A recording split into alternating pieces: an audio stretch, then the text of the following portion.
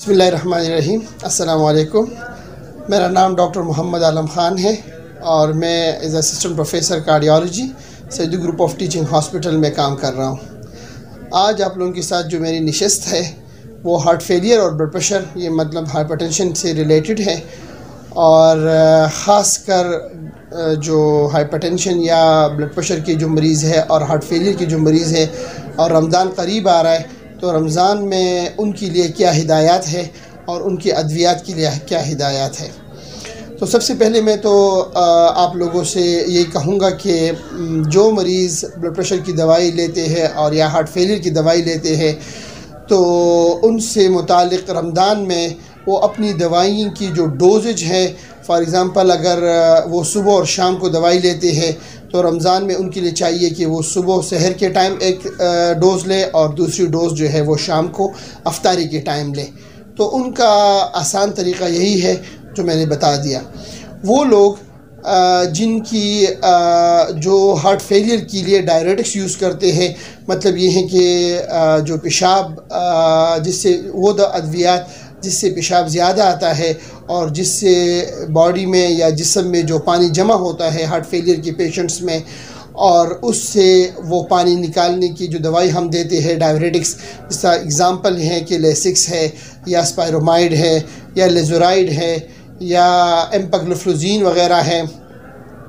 तो उसके लिए बड़ी एहतियात की ज़रूरत है। क्योंकि रमज़ान में हम ऑलरेडी पानी का इस्तेमाल ख़त्म हो जाता है दिन के वक्त, और अगर हम पानी भी का इस्तेमाल ख़त्म कर दें और साथ में जो डायरेटिक्स है और जो पेशाब की दवाई है उसका इस्तेमाल करें, तो हमारी जिस्म में पानी की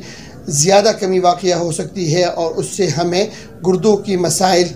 लाहिक हो सकते हैं, जिसकी वजह से काफ़ी प्रॉब्लम हो सकती हैं। तो जो डायरेटिक की दवाई है या जो पेशाब की गोली है, उसकी डोज़ के बारे में आप अपने मुआलिज से ज़रूर मशवरा करें, और मेरे मुताबिक उसको अगर आप आधा कर लें तो वो ज़्यादा बेहतर है रमज़ान के वक्त में। तीसरी बात जो मेरी अपने मरीज़ों के लिए, अपने बहन भाइयों के लिए एडवाइस है, वो ये है कि वो अपने वज़न का और अपने ग़िज़ा का बहुत ज़रूरी ख़्याल रखें कि कहीं वो नमकीन चीज़ों का इस्तेमाल ज़्यादा ना करें और उनकी जिस्म में नमक की वजह से पानी का जो जमा होना है वो ज़्यादा हो जाए, तो दैट इज़ डेंजरस और वो ख़तरनाक है, क्योंकि उससे ब्लड प्रेशर भी बढ़ सकता है और उससे हार्ट फेलियर के सिम्टम्स ज़्यादा हो सकते हैं। इसीलिए मेरे उन मरीज़ों के लिए ख़ास हिदायत है कि वो अपने वज़न पे और नमकियात और अपनी जो रमज़ान में कटपटा चीज़ें हैं और नमकीन चीज़ें हैं उसके इस्तेमाल में बहुत ही एहतियात करें।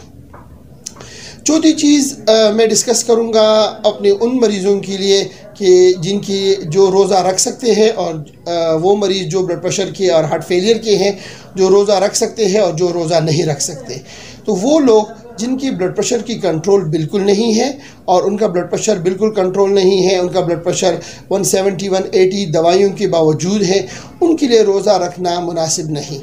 और वो लोग जिनकी हार्ट फेलियर के सिम्टम्स बहुत ज़्यादा हैं और वो NYHA 3 में है या NYHA 2 में इवन, और जिन लोगों को दवाई के बावजूद उनकी हार्ट फेलियर ज़्यादा है और वो कंट्रोल नहीं है, और तो उनके लिए रोज़ा रखना मुनासिब नहीं है। तो ये दो जो हमारी मरीज़ों की टाइप्स है, इनके लिए रोज़ा रखना मुनासिब नहीं होगा। इसके अलावा हमारे वो मरीज़ जो रेगुलर